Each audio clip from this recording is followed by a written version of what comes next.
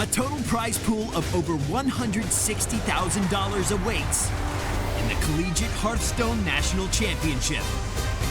Are you prepared to team up, show your skills, and take home the trophy as Hearthstone champions? This spring, students from colleges across the US and Canada will try to win their share of $160,000 in scholarship prizing in the Tespa Collegiate Series Hearthstone Tournament.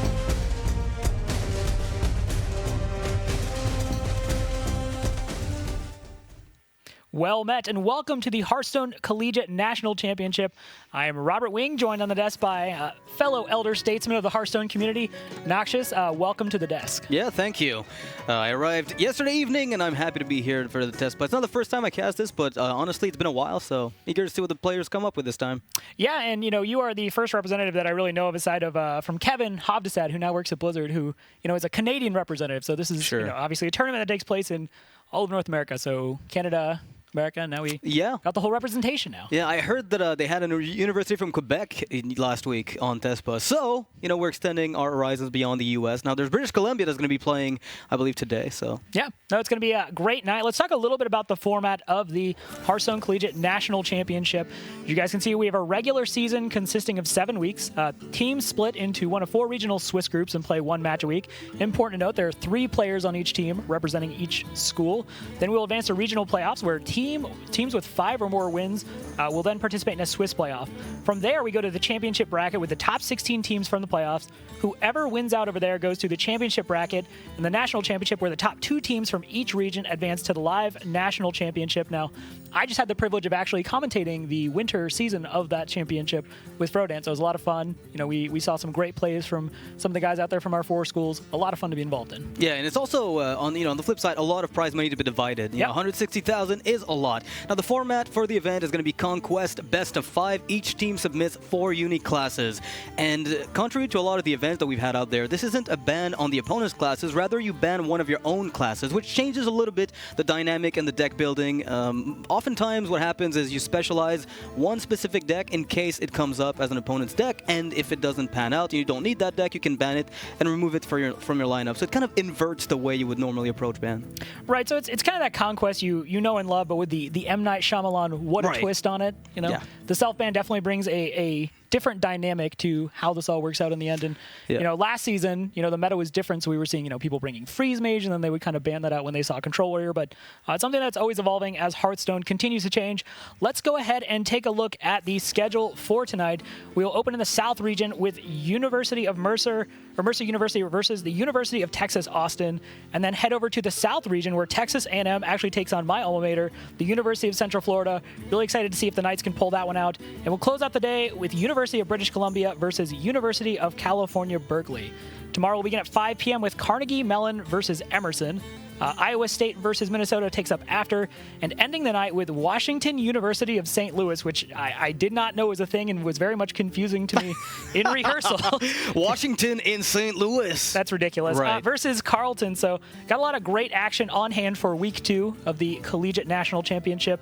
Are there any specific matches here that you're kind of looking forward to? Any schools? Obviously, as a Canadian, I would expect University of British Columbia. Right. I mean, there's so much laughter being thrown around in Canadians, just in general in the U.S. I feel like we're kind of the laughing stock of the entire country. It'd be nice to get a team that just shows that Californian team what they can do. We respect Canada. You respect it in a very friendly way, like a brotherly mocking. In a way like you bring poutine, and I find poutine to be delicious. But want to know who you out there are rooting for? Hit us up on Facebook at facebook.com/Team Tespa, and then on Twitter at Team Tespa. You can hit up myself or Noxious. Obviously, we'll be fielding questions all night and talking about some of the action as it happens. Like I said, really looking forward to seeing what University of Central Florida brings. They're certainly a school that it's been a while since I've been there, but they have a lot of pride and a big university overall. Yeah, and you do have to pick a team arbitrarily to stand behind. So that's good. That's always important. The very cornerstone of sports, whether traditional or digital athletics, as we call them. We're going to hop right into series number 1, which, as we pointed out, is going to be Mercer University versus University of Texas Austin. Noxious, just based on the pictures here, you have Bear and Bear with horns. Well, you have Night Elf Bear and Tauren Bear, respectively. Tauren Bear, yeah, I like the Tauren Bear better because it talks, by the way. Like, Savage Combatant actually talks. I'm down with the Texas one. Yeah, that's actually a little bit disappointing now. The other bear doesn't talk when you play. Yeah, it's just a dumb bear. But I think it's got the option of becoming a cat, so, you know. That's true. It's an upside. That's a difference maker. Right. Let's get to know Mercer University a little bit better. Now, this is interesting. Joster was actually on the Hearthstone Championship Tour last year, the America Summer Championship. He was one of those top 8 players, and we had a lot of fun getting to know Joster. We've actually casted that championship, so very exciting for Mercer University to have access to someone who's been at that high level of play. We take a look at the majors here. Biomedical engineering, accounting on Skykill 105, and Egypt Star 81 rocking the computer engineering. Seems to be a fairly common theme in these majors when we come to these. Not a lot of liberal arts, necessarily a lot of creative writing. I'm sad to say I don't see mine, which is anthropology. Yeah, who needs philosophy and anthropology when you can just have computer engineering behind, the math of Hearthstone? Because we all know that Hearthstone math is very complex. Sometimes you have to sequence things in a very complicated manner. So these guys, they've got it all figured out. Sure. On the other side of the team, we've got Answer on computer science, Icy Mirage with biochemistry, and Xiaomi Fan with electrical engineering. Again, continuing that trend, as you mentioned, all the hard sciences showing up. I think philosophy is underrated in how it pertains to Hearthstone. Like, if you're going to play a 4-mana 7/7, you should be asking yourself, why do I play Flame Wreath Faceless? But yeah, we see them here. Looks like they're a man down for the moment, but yeah, they are getting into it. We see, tapping the foot. I like that guy's shirt there. Yeah. That's a pretty dope shirt. I kind of wonder where he got it. Biochem. Yeah, they have some great shirts. So, see the majors kind of reflecting the skills required to really excel at Hearthstone at the highest levels. Yes. And, we kind of sometimes like to joke around about the game, but there's a pretty wide berth between, people who play at like the rank 5 level versus the highest of highs. Let's go ahead and take a look at the bans, though. Mercer has banned out their own Shaman, and Texas has banned out the Rogue. Now, okay, Shaman is, no beating around the bush. Powerhouse class. Like, this is when you're building your lineup for Conquest or Last Hero Standing, whatever you're doing. Shaman has to be at the forefront of your mind. Is this just a stylistic choice? Are you just about to, like, Will Smith style on people when you self-ban your own Shaman? I think there's a really deep game that happened here, because by banning Shaman, they dodged the Reno Mage, which is technically a bad matchup, the Reno Warlock, which is kind of a flip, and same thing for the other Shaman mirror. So then you're left with Rogue, which if they self-ban, you don't have anything good to fight against. So suddenly, by banning their own Shaman, they've mind-gamed Texas out, because the Rogue suddenly isn't available for them to fight off against anymore, and they're still left with the Warrior, Rogue, and Reno Mage. I mean, self-banning a Shaman I didn't think would happen, but it did, and I think that was a decision right now that seems like the best. Yeah, to your point, that Shaman, we do have the information. This is an aggro Shaman style of deck, so you were pretty nail on the head with some of these matchups. So if you're sitting at home and you're wondering, well, how do I keep all those Shamans away?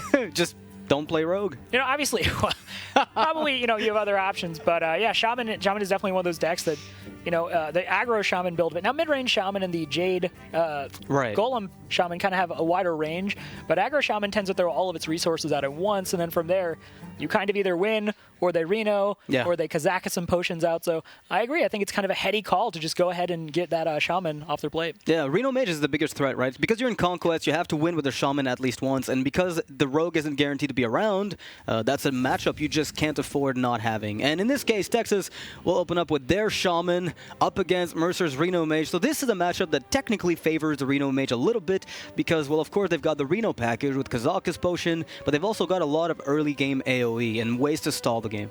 Yeah, that said, never count Thrall out. I would think if one thing describes Shaman right now, regardless of the package you're using, Shaman, much like life, finds a way sometimes. Like, it just gets there. You need to have very specific answers when you're dealing with Shaman for reasons, so, like we're seeing. Flame Wreath Faceless. That's one of those cards where when Flame Wreath Faceless hits the board, it is no longer time to screw around. Yeah. You need to have a decisive answer. You need to have a polymorph. You need to have a fireball ping. You have to get rid of that, because if you take, 1 or 2 hits from Flame Wreath Faceless, oftentimes just lights out. Yeah, and that's one of the big problems too with Shaman. If you're facing it off against it as a Reno deck, is there are only so many options to kill it. Yep. And fireball ping isn't an option by turn 4, so you still need to stall with something on the board. Need to have something established, and Shaman is very good at pushing you off that board early game, and then developing that 7/7. So it's going to come down to whether or not the Mercer team is able to find an answer for that 7/7, but Texas doesn't keep it. Opts to get maybe some more of these early game weapons and pirate packages. Sure, and we see the Volcanic Potion keep. Now, when you look at the removal for Area Effect that Reno Mage traditionally has, Volcanic Potion has a window where it's really good. which is where it is the Pirate package is kind of hitting its zenith for the Aggro Shaman. Beyond that, Volcanic Potion, you can combo it together with some other pieces to make it good, but the power level on it goes down substantially compared to something like Flame Strike or the utility you get out of Blizzard. Right. I think one of the biggest strengths of the Volcanic Potion in the Mage deck is specifically that it's a Mage card because they have access to their ping, so they can set up a good Volcanic Potion over 2 to 3 turns by spreading the ping to the right spot and then hitting those minions with the potion. I think that's one of the most underrated, I think powers of Mage is their hero power. Sure, and I think we're going to see some great value here off the Volcanic Potion. You could play the Cabal Courier, start fishing out for what's probably going to be removal, life gain, any of the stuff that helps you survive to the late game where you kind of overtake the Aggro Shaman, but Volcanic Potion is probably not going to get any better than it gets right now. You could wait to combo it with Thalnos potentially down the line, get a slightly bigger area of effect. But we see Joster kind of calling the shots here. And when we were doing some research on Mercer University, the rest of the team straight up admits Joster is the guy who comes in here with the competitive pedigree. He's someone who's been to the top 8 of an America's Championship. So, you're going to let the guy kind of call the shots, decide the deck list, and really kind of be the final say on what play you end up making. Yeah, and I think this is one of those really crucial spots. Like, the Courier doesn't accomplish much besides take a weapon charge. I could see the Forgotten Torch come out here on the Trog if you don't want to play the Arcane Blast. Sure. Right? Because that's one of the ways where you can keep a 1-1 on the board. It'll die later to the potion. It's easy to clean up, whereas the Trog itself is too much of a threat to let sit on the board for too long. Yeah, so exploring what they just did, going with the Arcane Blast and the ping, it's still one card clears the board. One thing that I do find curious is, Arcane Blast scales really well. Right. With Blood Mage Thalnos. It allows you to deal with something like a Tunnel Trog, which we now see in the hand of Texas. So it'll be interesting to see how that pans out, but still accomplishes the same thing and keeps the Volcanic Potion, which I'm sure they're looking at that Thalnos and thinking, okay, we might be able to get a little more out of this. And, Shaman has a lot of minions that tend to have 3 HP or around there, so. Yeah, and again, the ping is marvelous for this. And you see the Tunnel Trog, the Totem Golem come down on the board as a 3-4. That is technically a big threat, but because they have the Forgotten Torch with the Thalnos, it's still an answer later on in the game. If they ping it here and have a very passive turn, they can still get a Volcanic Potion on the turn 5. So they're able to set up a board or board clear as Mage that is going to probably take care of the Totem Golem. And more importantly, the Patches package did not come out yet. So they haven't taken upwards of 15 damage, and they're not looking to be taking that by turn 4, which is oftentimes the difference between a win and a loss as the Mage player. Yeah, we were talking about how in general Reno Mage is a pretty good answer to Aggro Shaman because Aggro Shaman tends to throw out everything on the board, lose it to area of effect. Reno can just bail you out.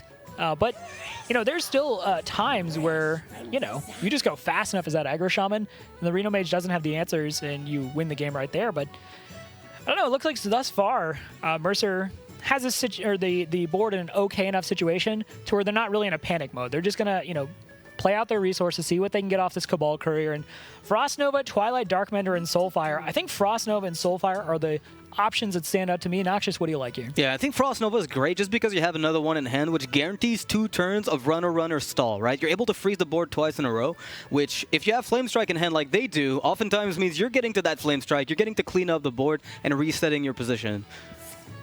All right, they're going to opt for the Soulfire to take out the Totem Golem immediately, which plays a little bit better around cards like Flame Tongue Totem.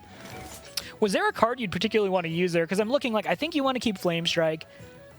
Thalnos, okay, the body's not that impressive on Thalnos, but you get the card draw, right. You get the spell power, and honestly, card draw is super important for the Reno Mage because you have to have your very specific pieces on the off chance that your opponent does just play, they can't necessarily organically on 4 play the 4-mana 7/7, but we see with the coin, you're able to slam it down right now, and yeah, they're just going right for it. Don't mess around.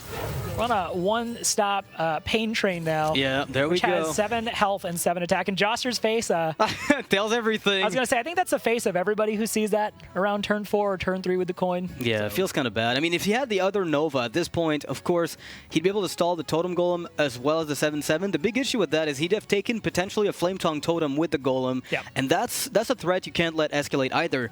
They had the option of going for a slower game plan and playing around that 7/7, but they opted not to, and now this is coming back to bite them.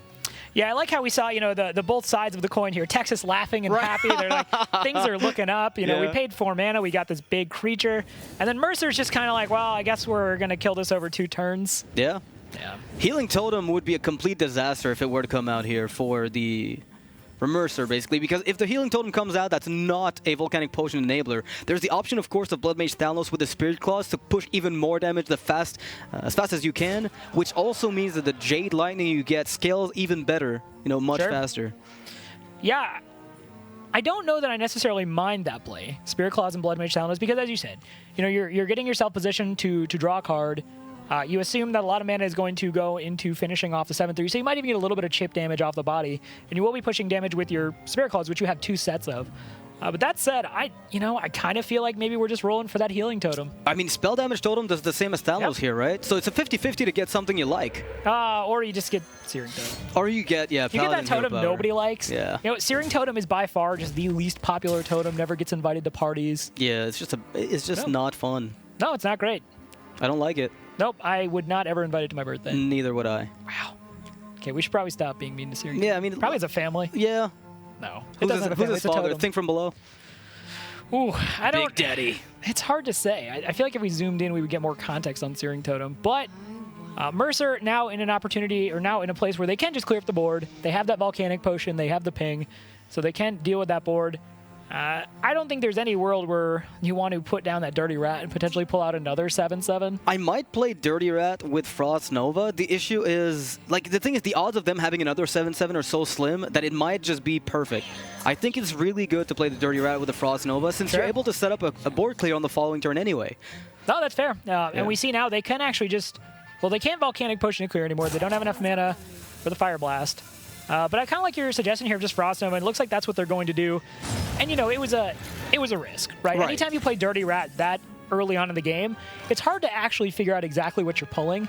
When you play it later in the game against certain decks, you're like, okay, I'll probably get like a Reno, or I'll get a Leroy, maybe a Jiraxis. Hand reading. If you've had enough time to do hand reading, you can figure out what Dirty Rat's likely to pull. Against these aggressive decks, though, I mean, it could have been a very wide range of things. And now there's the opportunity to maybe find a Spell Damage Totem, get that Jade Lightning out to kill the Dirty Rat if you feel like you have to push, but I'm getting the weird vibe that the Mage is telegraphing some form of board clear next turn. Yeah. Well, okay, so you look at that, the Dirty Rat comes out, and then the Frost Nova comes out. So that is what it should tell you, right? It should tell you, the Mage just wants you to chill out. That was not an intended pun. Please stop. What am I doing? But anyway, that's one of those situations where you can probably read the writing pretty plainly. So I do think that if you choose to, Feral Spirit should just be a non-option right now. Right. Should absolutely be a non-option. Ooh. Well, that still plays into the Flame Strike. Yeah, that's the thing, though. They might decide to hold off the Jade Lightning for phase damage later on, right? If they expect a board clear to happen here, they might just hold off on it. On the flip side, by using Jade Lightning and killing the Dirty Rat, they're also saying, well, if you have any type of AoE, like a Blizzard, we can preserve the 7/4 by healing it with a Healing Totem, so it's going to be out of range for now. And just like that. Well, this is an interesting situation because... if you play the Flame Strike, it obviously clears everything, but you could have cleared most of it with the Volcanic Potion, or you could have played down the Blizzard to clear most of it and then freeze the Flame Wreath Faceless. But they're just like, all right, we're not going to mess around. We're just going to get the Flame Wreath Faceless off the board. And not messing around. There we go. Yeah, that is. I mean, you just saw the Flame Strike. You just saw the Flame Strike, so you're thinking to yourself, well, they have Blizzard and Volcanic Potion, left respectively. It's probably a good time because it's Reno Mage. Right. The one-ups. It's one of those things where you're doing a little bit of math in your head and you're like, what are the odds they have this? And again, hand reading maybe tells you that they would not have Blizzard there or something. Yeah, I don't mind it because again, as the aggro shaman, you're the one pushing the aggression.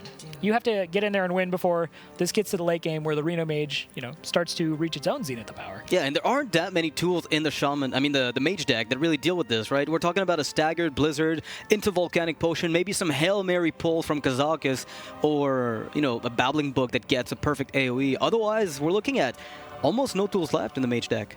Yeah, understanding that part of the matchup is, I think, really important to actually being successful in it, right? You have to know, and it's the same when you play Arena Lock. You're like, all right, I know Demon Rat's in there, I know Hellfire's in there, I know there's going to be a Twisting Nether.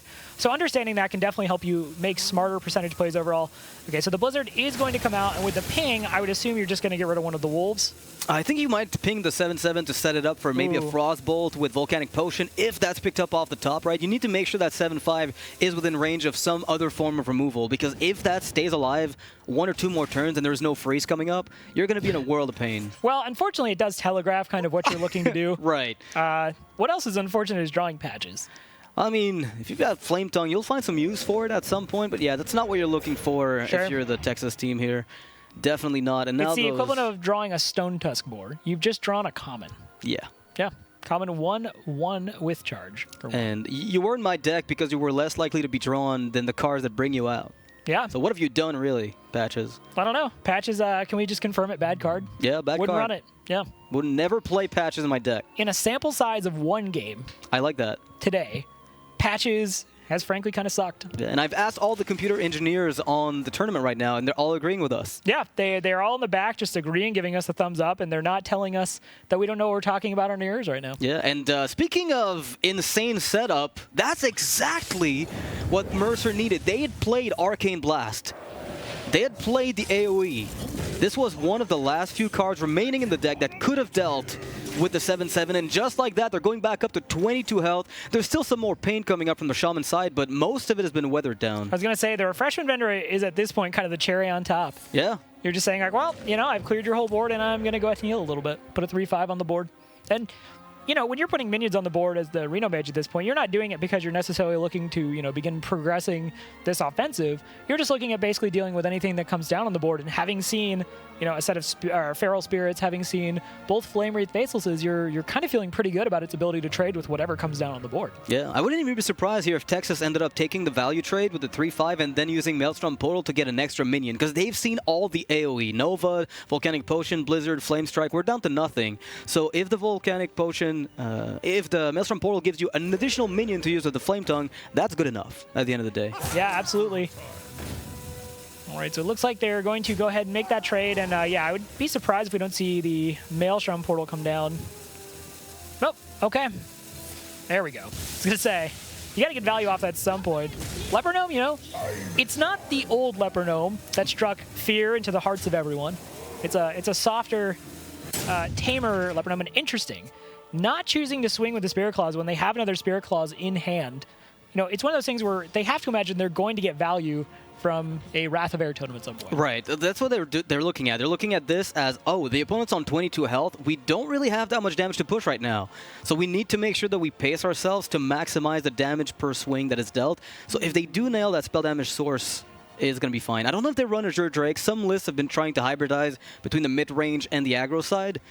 So there's a chance that they do have that, but otherwise, choosing to pace themselves, there's still a Jade Claws in the deck, which would probably be one of their worst draws, given how many weapons they've already played and how many charges they have to go through. All right, Thor's Hand on the board. So Small Time Buccaneer is about, what, 11 turns late? Yeah. At this point? It's bad. Yeah. But at least it's something. And they picked up the spell damage totem here with a 33% chance, which gave them the ability to clean off the Emperor, and they developed the Small Time Buccaneer, and they still have the other Spirit Claws, which they will choose to disguise and prevent getting oozed, right? What a draw. That's what you want. I think right there, as the Reno Mage player, I was about to say dropping the Thalnos early on definitely, you know, hurt them in terms of their ability to cycle to other cards. But Arcane Elect, I think, is pretty solid right here. You know, the Shaman is kind of running on fumes a little bit. What is on the board is pretty much what you're going to have to deal with, but it's an interesting space. The Shaman has threats on the board. It is progressing the agenda of, you know, doing consistent damage every turn now because it does populate the board really well, but it doesn't have much in hand. And if you are choosing to read into what you think is in the hand, you're thinking it's probably another weapon or something that's like a finisher, right? Like a Lava Burst, right, a Lightning Bolt, something that ends the game that they don't want to play in case you have Reno, in case you have some form of healing. But the Mage is fresh out of area effect spells, so it's kind of, you know, how do you get back onto this board, even though it's not necessarily that imposing? Yeah. You got to deal with that Flame Tongue Totem because that's going to allow for bigger trades. Yeah, and there's still a Roaring Torch in the deck that could help them do that. There isn't much in terms of direct damage spells. There's Fireball left, and I think that's about it, unless they run a list with Cone of Cold. Sure. You know, they're looking at Ice Block, Reno, Kazakis. I think that's where we're at right now. They could also try to go for the insane Alex Strauza play that just goes, you know what, we're killing you in 2 turns if you don't kill us right now. Pinging the Leper Gnome here reduces the amount of damage that can go in that Alex Strauza, which means it's likely to connect with something, and they think their outs and their odds of getting something off the Arcane Intellect on the following turn is still high enough that they won't die right now, so... I like it. Joster, you are a man of true grit. Yeah. You know, Joster may not look like the the sort of hero of old Western stories, you believe, but make no mistake, this is a man who has a lot of courage and he's dead. Doesn't pan out. I was going to say, the big wind-up, but does not pan out, and Shaman doing Shaman things. Josser looking like a man who's had Shaman things done to him. Yeah, well, it's normal. After two 4-minute 7-7s, despite the fact that you tried your best at the end of the day, he really needed to get Kazakus or Reno naturally, right? Not initially to Arcane Intellect, because that was a bit late, because he was trying to set up a counter push, and he still would have had time had it not been for that spell damage totem and the second Spirit Claws. Well, and that's one of those situations, I think, where when you play the Alexstrasza, you think to yourself, okay, what are the things that potentially punish me here? Like, what potentially kills me? And, you know, we saw this, the Wrath of Air totem was on the board. So at that point, you know, any direct damage, like Lightning Bolt, a Lava Burst, a second Jade Lightning, like that's going to do it. And, you know, it's one of those situations where Mercer University made that call. You know, like we've said, Josser is the self-proclaimed pilot. He is piloting that, and he decided, to your point, okay, I want to put something down that's aggressive because we're not drawing a lot of cards. We don't have Reno. We don't have Kazakus. A lot of that deck is used utility. Right. So if you go through it and you're not getting the draws you need, like, I actually like what they did there. It's just kind of one of those things where at the end of the day, Shaman has less cards that are situational and more cards that hit you in the face. I think what Texas did that was brilliant was disguising the Spirit Claws, because that's what the entire play of Josser was based on was, oh, they have Small Time Buccaneer, it's not enabled. They've played a Jade Claws, they've played a Spirit Claws. The odds of them having another Spirit Claws specifically is very slim. So suddenly they don't benefit from the spell damage totem, they don't benefit from the Small Time Buccaneer, but in that case they had it, so that's +4 damage just off of Small Time and the Claws that ended up taking them off guard. So I think that was a brilliant play by the Texas team. Yeah, and that's why when we say, you know, a deck may necessarily have a better matchup against Aggro Shaman, at the end of the day, it's still Aggro Shaman. And right. The only deck I know that actually has like a definitively good matchup against it is just Control Warrior. Yeah, it's like the one of that has like a very high percent chance against it. I'm just going to consult nothing and say it's an 80% win rate. Okay. Yep. All right, let's go. I'm going to say Sottle said it. I don't have the book of matchups, so I can't. Yeah, I can't do that. Yeah, we need TJ and Admirable here for that. But we are going to hop into game number 2, which is going to be Reno Mage versus Miracle Rogue. So, Noxious, what do you make of this matchup? So this matchup is actually very, very weird, because one of the big plays that Rogue tends to make in the early stages of the game is, you know, the big questing, the big Edwin. The only answer on the mage side oftentimes is Polymorph. There really isn't much else that can handle that big of a minion unless you're, you know, very late. If you keep the preparation, you can get yourself in that spot, it's great. If you're running up into ice blocks, it's very difficult, though. You know, if you let the game drag on and on, the ice block is the thing that's going to completely roadblock you. So I'd say the mage overall is going to struggle a lot if the Rogue gets the early game. Yeah, I like Mercer here is keeping the Gadgets and Auctioneer in this one. You can do the damage and you can get there, but you gotta kind of go kind of in the early or the mid game, because late game, you know, you have Kazaka shenanigans. You know, you have the potential for a lot of things to go against you. And you know, Miracle Rogue, if by chance you've just never seen this deck, once that Gadget Stand gets set down, if you don't deal with it immediately, you're just drawing a bunch of cards. No joke, I was playing a game earlier against a friend of mine, and I just wasn't paying attention. I just hear like coin noises and action noises, and all of a sudden, like, I look over the Rogue, you know, Gadget Stand on the board. Rogue had 0 mana, and, you know, 45 seconds later, she's still drawing cards because she got the counterfeit coin, the preparation. So once this deck gets going, it's really hard to deal with because, you know, to your point, you need very specific answers. Yeah, and I think this is one of the strengths of the questing versions, right? Like, I don't know exactly what they're running in that deck. I don't know if they're running the questing adventurers, the SI7s. That would influence the way the matchup develops, because a lot of the choice to keep Gadgetsan makes me think that they're going for more of a mid-game play, so there isn't the questing, because you might just go all in on that if you had the choice. Yeah, most of the variations of this deck these days do include the Pirate package. It's just, you know, it's so powerful. You have Swashbuckler, you have Patches, you have Small Time Buccaneer. So you have a lot of things that just help you press an agenda early and then kind of ease gracefully into your Gadget Stand turns. You know, and you're in a position then where you've expended a lot of removal and you feel pretty good about just drawing a bunch of cards and trying to win with something like Leroy Double Cold Blood, maybe some Eviscerates. But it's not necessarily guaranteed that everyone is running that. Yeah, and it takes a lot of cautious setups too if you're the Rogue player, because you want to make sure that you pop them as close to possible at 0 health of their edge block. If you pop them too high with a big Leroy, you get a very flashy Leroy, you know, with a full 14 damage. Unfortunately, that's not the easiest way to win afterwards, because if they clean it up and you don't have any 14 damage left, they win. They just sit back and you never have more reach. So you have a very limited amount of damage in Rogue, which is something crucial to understand about the deck. All right, well, we do see it does, in fact, have that very popular Pirate package. We see the Small Time Buccaneer. We see Patches come out, and hey, you can even, a little bink with a dagger and just, poke them. Berkeley Bully. I was going to say, this is a fun card to talk about, because I don't think many, people, pros and otherwise, were necessarily thinking when this card was first previewed that this would be kind of a a card that makes a splash, but we've seen it in Reno Mage because of the obvious Antonidas interaction. Yeah. And I definitely think, when we start looking at set rotation, Burgly Bully could be kind of a card to keep an eye on, for something with Rogue, continue to be in Reno Mage. So I really like the inclusion. Yeah, it's kind of interesting because when I was first asked after the set rotated, what is the sleeper card that's going to break the meta? And I said Burgly Bully has to be it. But I don't know if we'll really see it come to fruition this time around because the meta is still very much on the aggression side, right? We have the Shaman packages already doing their thing, and Burgly Bully didn't fit very much because Aggro Shaman was going nowhere. And I think you're right. After the rotation, this card might be something to watch out for. I mean, there's just so many different things you can do with this card, right? Antonidas is the one that stands out. You just generate fireballs for free, basically, and you gain mana while doing it. We've seen it to great effect, potentially in Yogg-Saron decks. I think that could be something. Oh my God! Let him come back. The return of the god. I was gonna say I love me some Yogg, so I would definitely love to see it. Meanwhile, Texas kind of took their time on this turn. Ended up just going ahead and disrupting a little bit of tempo by breaking the dagger, and they got rid of patches. So solid turn overall for Texas University. Yeah, I think this was more of a case of I don't really ooze to kill your weapon because I don't take anything of value. What I take is some tempo. Yep. If you thought about getting a good turn with your Tomb Pillager, let's say, then suddenly you have to rethink because, well, do you have backstab? If you don't, then that small-time Buccaneer is not dealing more damage to me, and we're not going anywhere afterwards. So I think just the time they took here with the option of maybe just dumping Kazakus here, setting it up right away, picking up a 5-minute potion, planning ahead of time. They realize they've got all the time in the world. And I think Burgly Bully might also be one of those cards they're happy to have for the following turn. Yeah. So they just want to set up to where the Rogue doesn't have too much tempo by that point.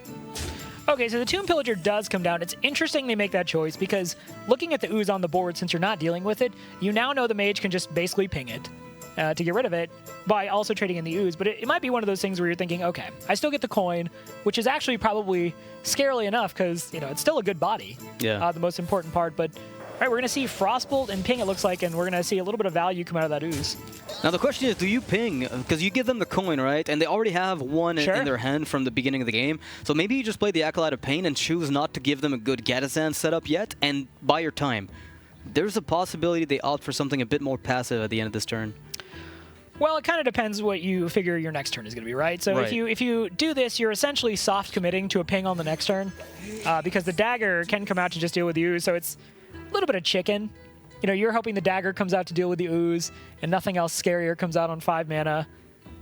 Yeah, I mean, what could come out that would be a problem? If there were a backstab, you might have seen it on the ooze a little bit earlier. Right. So there's a good chance that even if a Drake comes out, there's no backstab by that point. So I like the decision to bring out the Acolyte. I mean, you can always ping it on turn 6 and then trade it away into the Tomb Pillager, thus guaranteeing 2 card draws off of it. Sure. To quote a Nathan Zamora-ism, this creates board tension that the Rogue has to deal with. You don't want the Reno Mage just drawing cards nonstop. So, yeah, and this also, kind of low-key, in my mind, the thought that would jump out is maybe Azure Drake prep Fan of Knives to just get stuff off the board. Yeah, it's only a 3-1, but it does, deal with it so you can safely develop that Azure Drake, which now is kind of off the board, so to speak, because you don't really want to, if possible, you don't actually want to give the Rogue multiple draws off that Acolyte. Yeah, definitely without making them use mana to do so, because obviously they can use their hero power.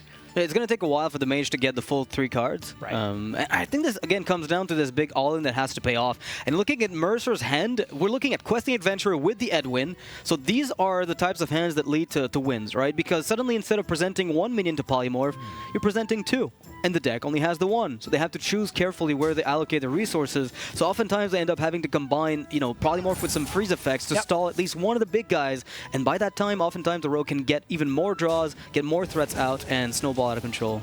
All right, so the way this is all panned out now, clear board for the Mage, and they get to drop Refreshment Vendor, which, tops off Mercer as well. But again, it's just that 3/5 body there. It puts something on there that, Mercer has to be aware of. And wow, it might be off to the races. I mean, I wouldn't mind seeing Questing Adventurer drop all the 0-cost spell, and then you use your spells to deal damage to that 3/5, kill it off. Maybe if you feel like that's necessary, you can conceal the whole thing, and then make sure you hit face next turn. So, yeah. This is.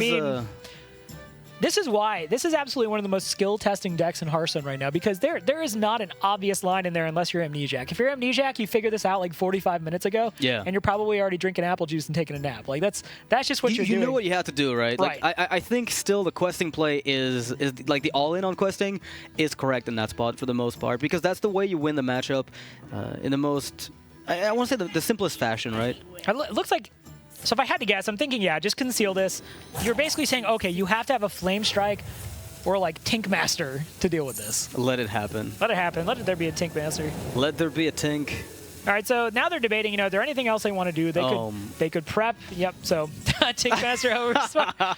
If you are new and, Noxious and I are old hands at Hearthstone, we actually are coming up on our 3.5-year anniversary of me being on your show. Oh, this is beautiful. Yes. Yeah. I remember that. Noxious used to have a show called the Manacast. Yeah, it was run with Easy Mode, I think, was the guy who was hosting. Jado, yeah. And after I won the only Open I ever won, I was invited to be on the show like 3.5 years ago. So we are both pretty old hands when it comes to this. Now, Kazakis is brewing up a potion. We don't have the privilege of knowing what it is, but it looks like it's a 5-mana potion. I want to see, if we can get a little more visibility into what that... Oh, so yeah, because of the brand, we're getting 2 potions, actually. Yeah, we're getting to brew 2 here. I'm imagining at this point you're looking for Polymorph. By the way, we didn't highlight this, but Mercer got a crazy draw, right? The second Conceal came off the top, which gives their next turn with the Questing and the Edwin even more power since it's backed up by a Gadgetzan Auctioneer. But that could be insane. But there's going to be a big game of chicken, especially now that you've seen the Kazakis. Right. Which is, okay, you have one more turn of Conceal to where you can build something big, but you know the mage has in the deck Frost Nova, Blizzard, things that can basically disrupt that one turn, and then you just have to hope that what you're playing is big enough to where they, like you said, they can only polymorph one of them, and you're going to probably draw most of your deck. And here we go. This is it. This is the biggest Edwin I think I'll have seen in a long time, because rarely do you see the Edwin with the Questing all at the same time on the same board with a Gadgetzan that lived. It's been a while since I've seen something like this. I was going to say, back in my day, this was just were standard. smaller. We didn't have counterfeit coins. We only had real coins. We played fair game. I don't know. There was some stuff back in the day. You remember Undertaker, that guy? Bring out your PTSD. Yeah, I remember that guy. Ooh. Yeah, I have nightmares. I was going to say, we had some pretty powerful stuff back in our day, too. But this is going to be a massive Van Cleef. We're not over yet. We're going to... Right now, we're still in preparation phase with Fan. We still have the Edwin, double Cold Blood, Conceal. We're not done. Texas is like, come on, do it. The rope's up. The rope is up. He's going to go for the Questing Conceal at the end of this after punching for 8 damage with the Gadgetzan. That freeze is going to have to come down. Oh man. This is like Marv Albert, casting Kobe Bryant, like no regard for human life. The 360 windmill slam. 2020 Edwin Van Cleef, like if you had to fight this guy back in Vanilla Warcraft, those ships would have gotten to Stormwind. Definitely. There's no way we could have protected that city, man. Okay. Right, it seems like we're polymorphing something and freezing 2 minions. So there's a way for them to use that potion to great effect. They even have the Frost Nova anyway, right? No matter what happens, they can Nova. We are off our beds for Texas. We are staring at the screen more intently. It's one of those things where this obviously helps your percentage of getting the Edwin. Yeah, but this is crazy. I mean, I really love this. Oh, Burgly Bully with the Frost Nova is a pretty clever way to use this. Because that way they can get 2 potions off next turn if they want to by having the extra coin. If they feel like that's necessary, they might have a little bit more tools. I mean, one thing, and maybe this is something you don't actually care about, but if enough spells are used, you will potentially mill a card. Right. With Reno in hand, I think you're still okay with it, doesn't matter. You're right. You've seen Kazakis, you've seen that. That is like maybe the only drawback to Burgly Bully is generally in this deck you have a fair number of cards. But yeah, so you have all this power, but it's a little cold, so they're just going to hang out. Yeah, you're going to wait a little bit. But should have gotten them sweaters. Oh, man. Imagine that. Explorer's sweater. Equip a minion cannot be frozen. We had the hat. We really miss... I want to say, as someone who works at Blizzard Entertainment, we really miss the bus on Explorer's sweater. We do. Yeah. Well, you live and learn. Next time around, there's a Explorers League. Anything. We'll make sure to Return of Jackson. There you go, gosh. That sounds like a scary movie as an aggro player. I don't know if I want to watch that. So Mercer's going to start their turn, but, they still need to make sure that they have enough pressure the following turns to finish off the game because, again, going back to this, the Polymorph and the Potion of Kazakis can put a dent in their ability to really do what they want. Yeah, at this point, I mean, we look at Tomb Pillager and we look at Azure Drake, and we're usually like, these are pretty, like, meaty threats. But then you look at the rest of what's else on the board. It's like the gym, man. You don't want to go near these guys. Like they're just, they're benching like 450, and you're just out there to bench like 90, and you just, I don't know if I want to be there. Usually they're pretty cool though. If you talk to them, they'll just correct your form, no problem. It's like, am I squatting right? They'll just correct you, no problem. They're happy to help. See, they seem like bad guys, but they're usually pretty cool. Well, they're the guys who are like always grunting when they're lifting things. Like you're just like, you hear it over your headset. Ooh, Emperor Thorsan off the. Maybe that wasn't necessarily part of your plan. But I mean, looking at this board, I think we have much scarier things to worry about. But going back to that coin, right?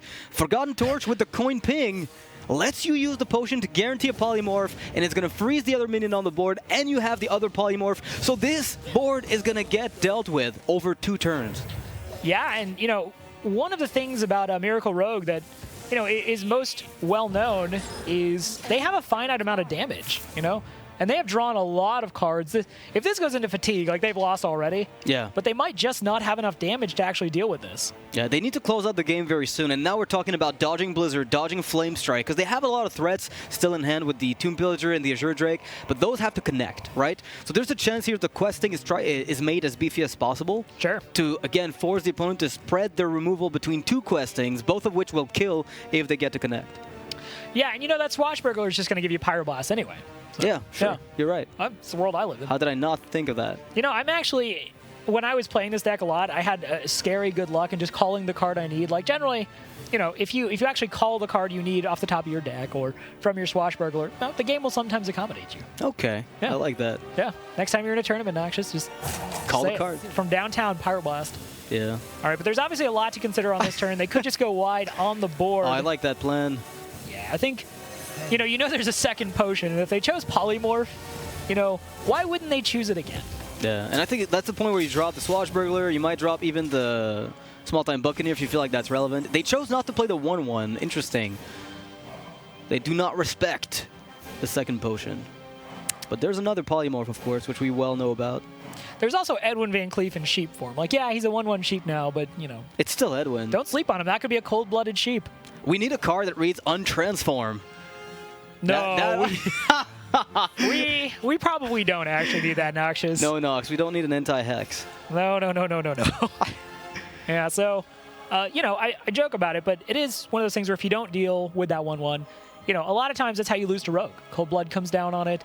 That's damage you just didn't necessarily want to have to deal with, so that is something that might have to get dealt with here, but Texas is just going to probably go through the motions here, Polymorph, and now suddenly things aren't looking so bad for him. Like that 5/4 might have been scary in another game.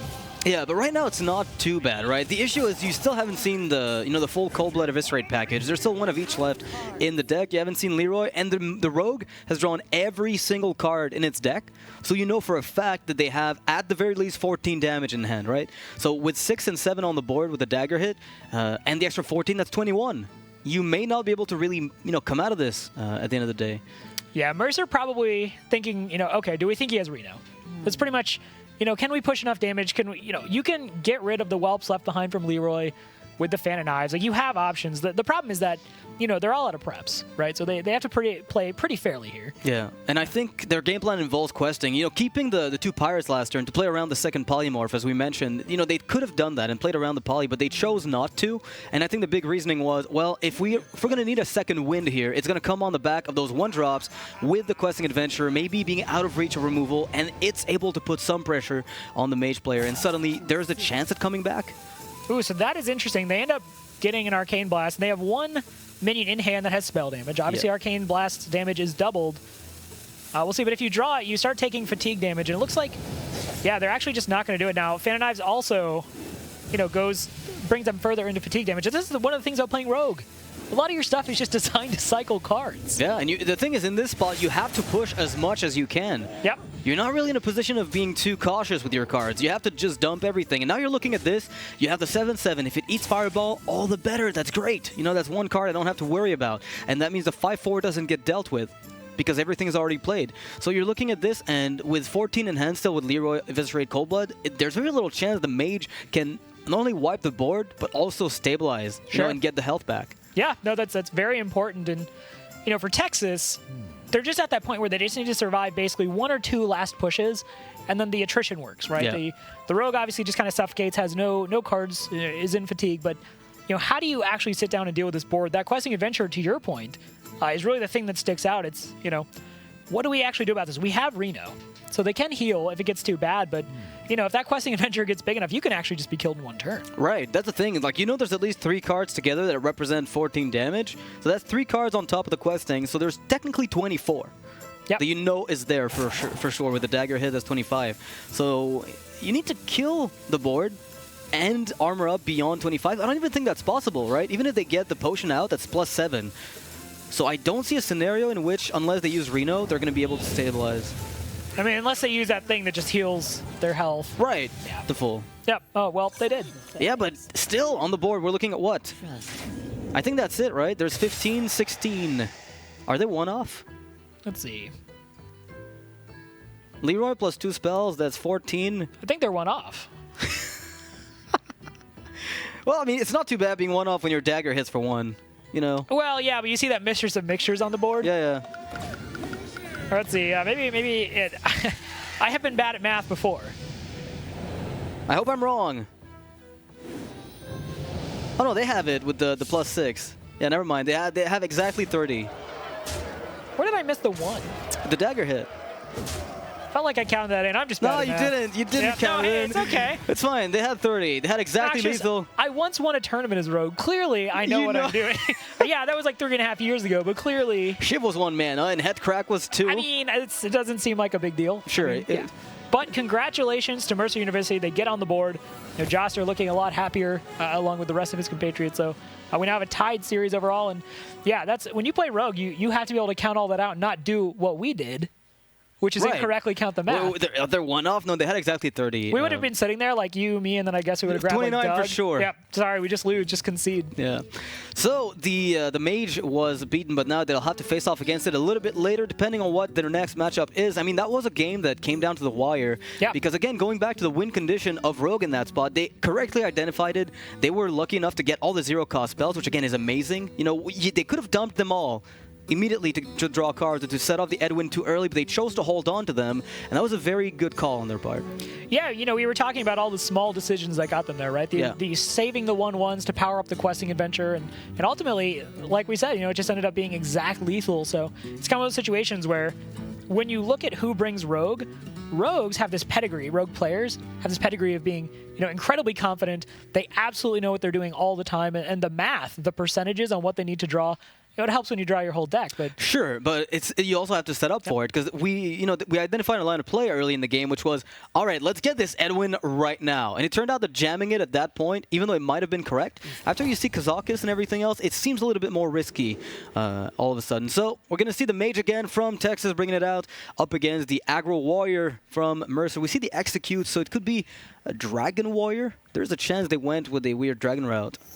Yeah, we do have listed here that they went Dragon Warrior. So Dragon Warrior a little bit slower than the Pirate Warrior, but still very, very effective. And this was a deck that, on ladder for the longest time was just like the go-to. It was the old aggro shaman. It was just like, well, it's beginning of the season. We're ranked 16.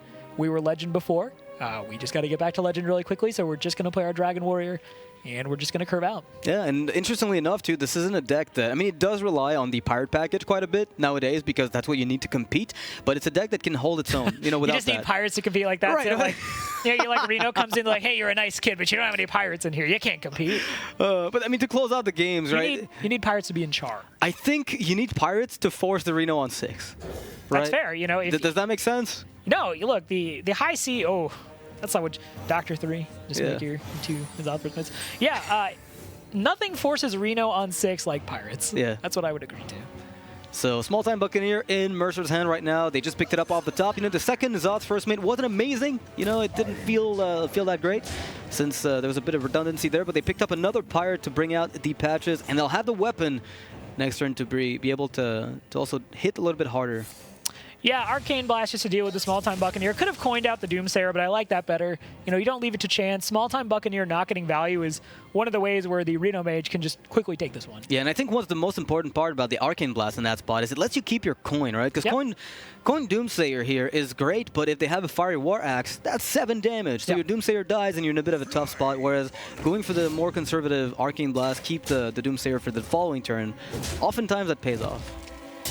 was curious if they were just going to slam down the second Azaz first mate just to fill out the curve.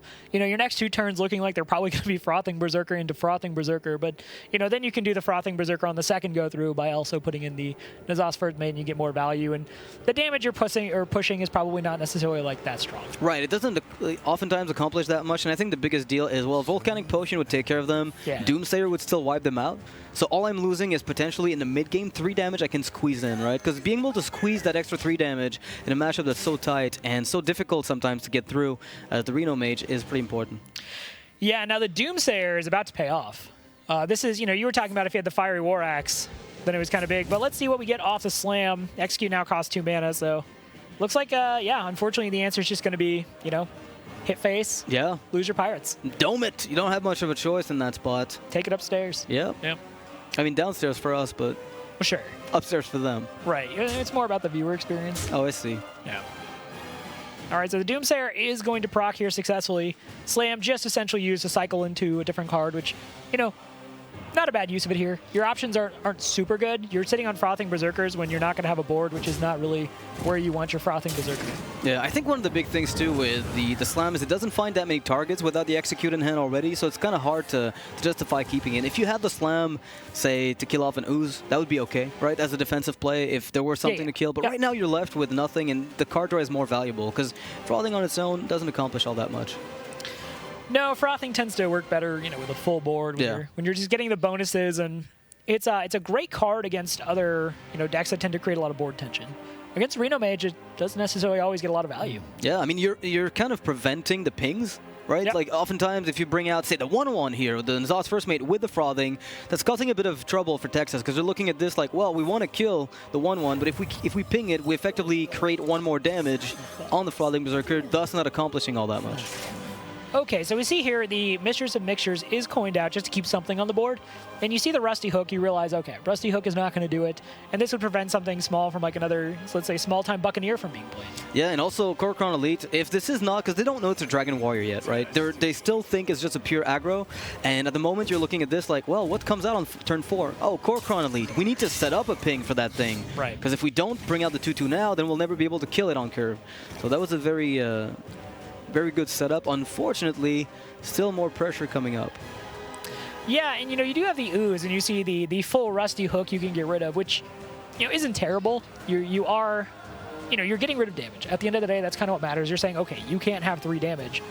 And you can fit in the ping from there, but it doesn't really feel super good. Yeah, I mean, right now, Texas could try to set up a Blizzard again, you know, 2 turns from now, so they can develop the Ice Block or play the Ooze and ping the 1/1.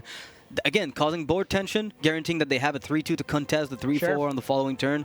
I quite like that, but no matter what, there's potential for more damage being taken. The Mistress of Mixtures already mitigates quite a good chunk of it, though.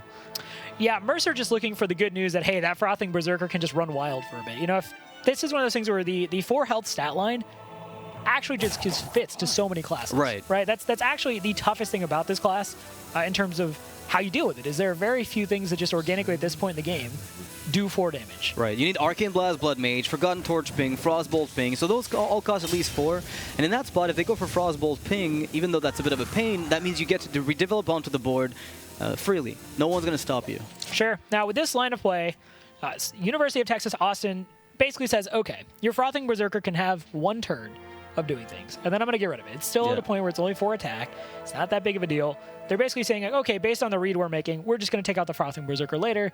Mistress of Mixtures is on the board, so you're really not accomplishing much of anything. It'll be up to Mercer to have the response. Yeah, this is kind of an interesting spot, though, because you want to do, like, there's the option, the insane option of going for Korokron trade and set up a way to buff the Frothing into a 6/4. And then, if they use the Ooze and a ping onto the Frothing Berserker, that means the Korokron lives, so effectively you've kept a 4/1 alive on the turn. So there's a few lines of play that they could take here, and some of them are more aggressive than others, right? It's, I mean, I don't even mind the second Frothing trade. Maybe that's just fine. Yeah, I think Fierce Monkey stands out as being interesting to me. Right, same idea, right? Where you just force an awkward trade from the opponents. Right.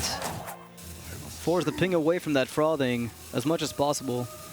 Yeah, and Fierce Monkey is where you can really, you know, this should be the clear tell if it gets played. It won't, but if it gets played, or the Azure Drake does as well, actually tells the mage that this is no longer just Pirate Warrior. Yeah. this is in fact Dragon. Yeah, we've had the cycle mechanic of the Drake being very good here. So this is kind of the standard play you make, right? On that turn, if you don't want to go for the aggressive line, which you could have taken, you just go for the standard Dragon Warrior play where you just play the Drake. And then you transition into combination plays later in the game where you go for, you know, a 2-drop and a 4-drop, 2-3 drops on turn 6. They have flexibility right now for turn 6. Yeah, and, you know, towards the top end of the Dragon Warrior deck, you see cards like the Curator. Sure. You see Ragnaros. You see kind of some bigger stuff, some Draconid Crushers.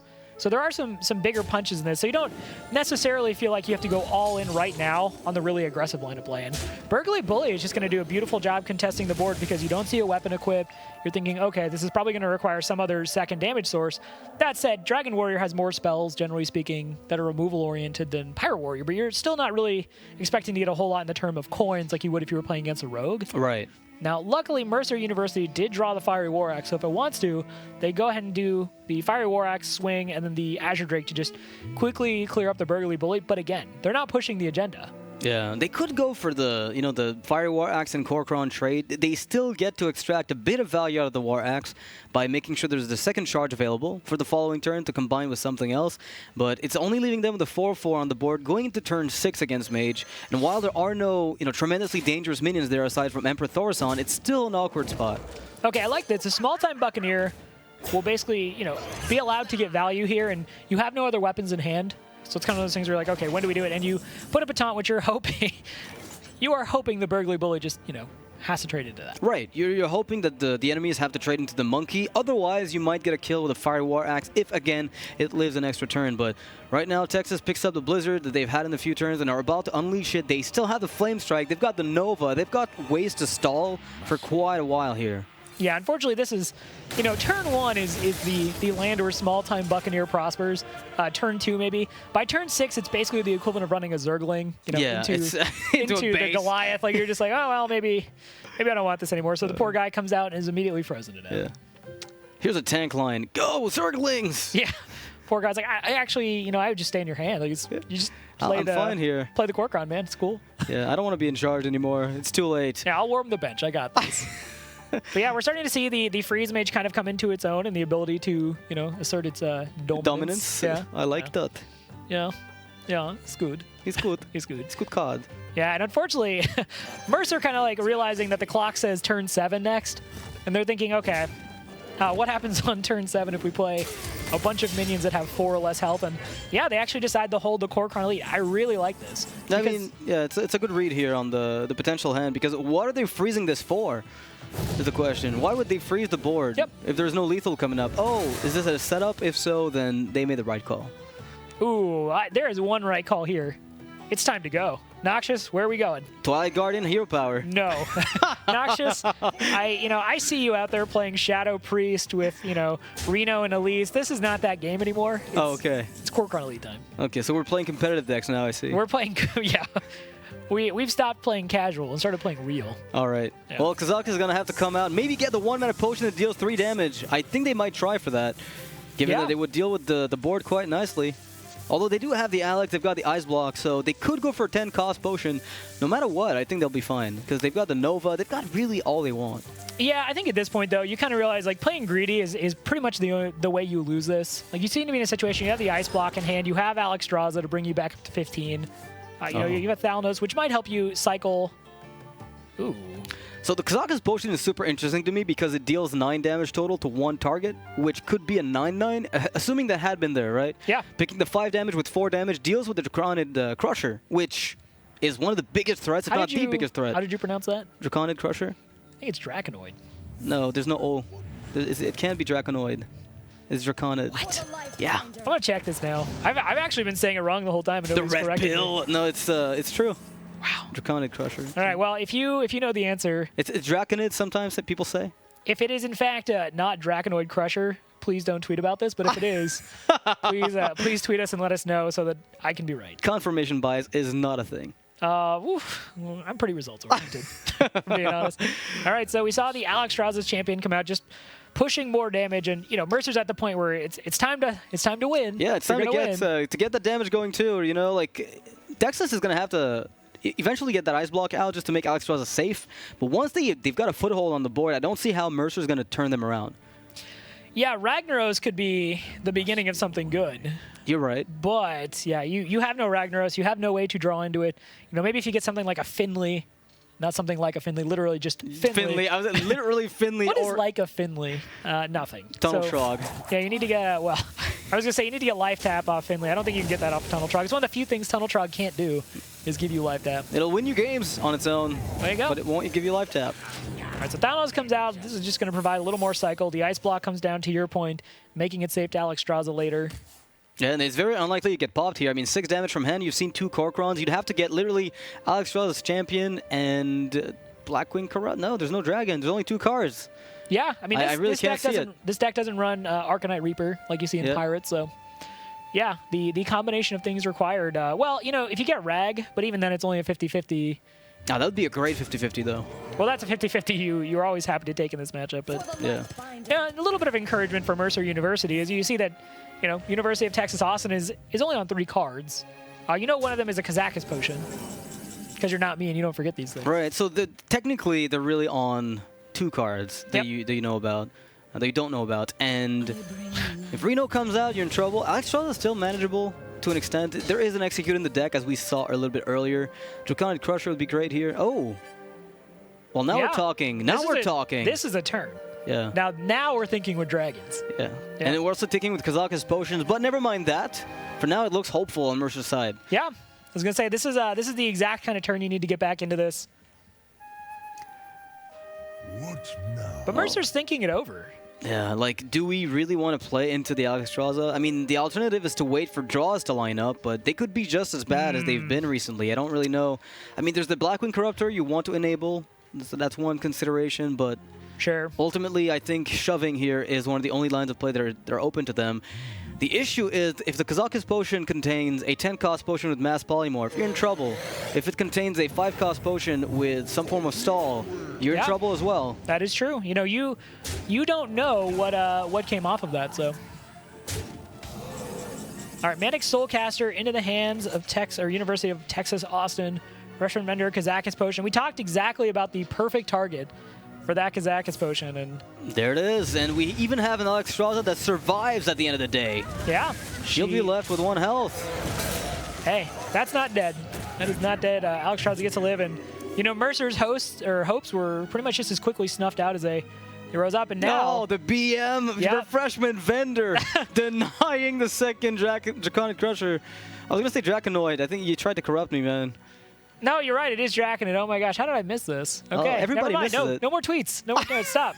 I see my phone lighting up, and I don't like this. Yeah, Mercer. We saw the correct response. You know, draw Draconid Crusher, briefly get excited. Why isn't it yellow highlighted?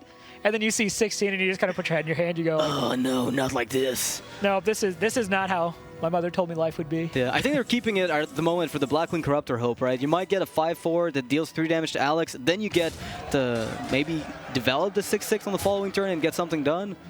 So it's a very hope-filled situation, but yeah, it's all pipe dream right now. Meanwhile, Texas is just at this point where it's like super cool to be the Reno Mage. Like, I have all these really cool legendaries that cost a bunch of mana.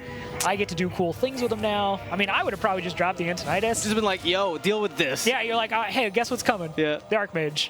Yeah, but they're even cooler than that. They're going to give themselves one more turn to play it with the Fireball to start the cool stuff. Value. You can execute the 8-1 Alexstrasza. There we go. We got him. Nailed it. The beginning of the end for Texas. And Texas is looking at this like, I've got the Archmage with a Fireball. Ooh. There you go. No, you don't even have to think about this one. You're just, you know. Slam it. Aha. Kill the minion, go face. And in that spot, the Warrior just has nothing unless they play Deathwing. The Warrior, Mercer could drive over to Texas, disconnect the computer, and then drive back, and that's about all they could do. And the Corruptor came off the top on the following turn a bit too late. Had it been earlier in the game, maybe it would have helped. But right now, looks like Texas is going to be 2-1.